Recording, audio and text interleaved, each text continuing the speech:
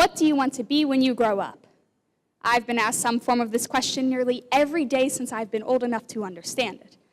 Up until recently, my plans after high school have been almost non-existent.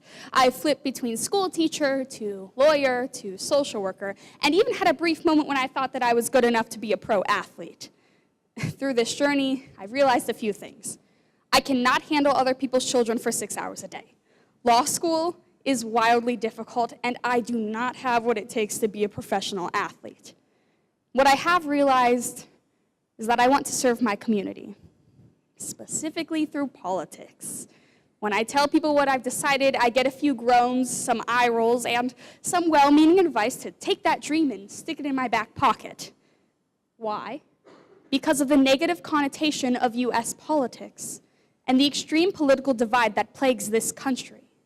Using the Rotary four-way test on political polarization has helped me unearth the true crisis that faces this country. The first question, is it the truth? Polarization is present throughout almost all spaces in the United States. From sports teams to class distinctions, we separate ourselves into factions using an us versus them model. While the majority of this separation is completely harmless, a narrowing view of us may become dangerous. Today, both political parties are too busy asserting their dominance over the other to have any actual conversation.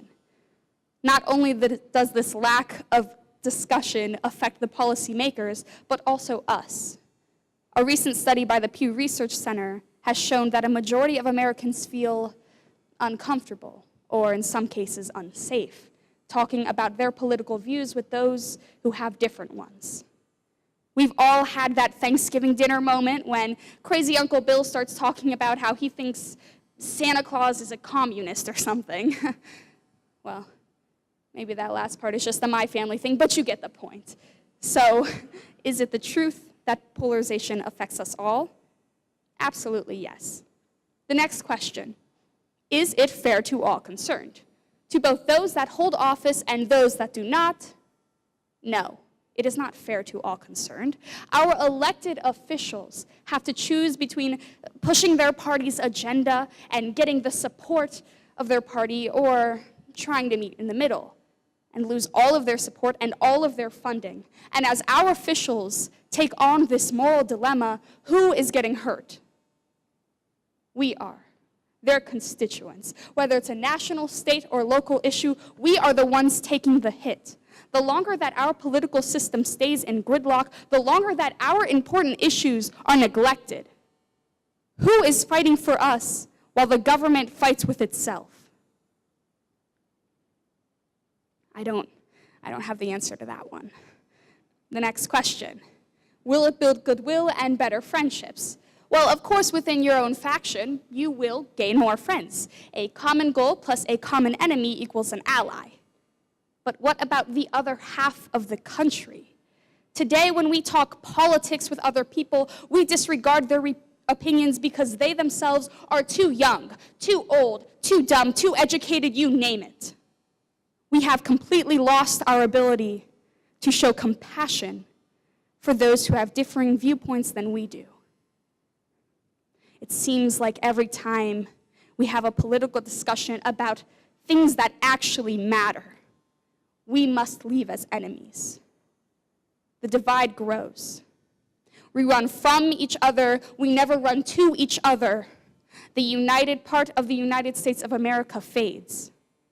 So, no, polarization will not build goodwill or better any sort of friendship. The last question, will it be beneficial to all concerned? Research shows that the median of each party has been moving towards political extremism in recent years. As our parties move farther and farther away into conservatism or liberalism, respectively, we move farther and farther away from each other. There is no benefit. There is no winner. You see, political polarization is the American crisis that stops all other American crises from being addressed. It is not beneficial to anyone concerned. Now, as I stand before you and consider my maybe future career in politics, questions fill my head. Will I be able to bridge the gap between my party and the other? Will I be able to stop myself from alienating those who have different views than me? And do I even have the empathy to hear them out? I, again, don't have all the answers to those questions. Honestly, I don't even know if I'd make a good policymaker, but I think it's worth a shot. You see, you don't have to be extraordinary to make a difference. I mean, look at me. I'm not extraordinary, and here I am in front of all of you, hoping that maybe you'll listen to what I say. I am ready to serve, and I am so willing to listen.